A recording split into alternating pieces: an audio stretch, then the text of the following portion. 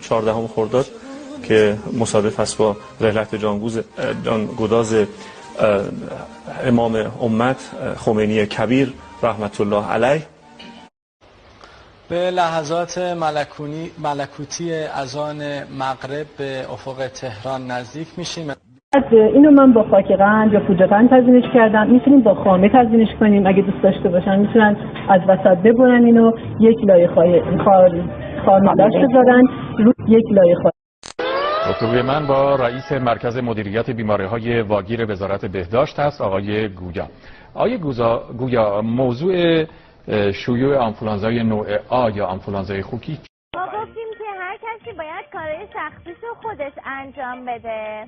حالا کی اینجا نشسته که به من بگه کارشو انجام میده؟ خب اسمت چیه؟ فرنود جان چه کارهایی رو خودت انجام میدی؟ مثلا میرم دشتی خودم چشولمو میشورم. چیکار میکنی؟ خسته نباشی. شما خسته نباشی. شرکت کردی توی راهپیمایی روز قدس؟ بله.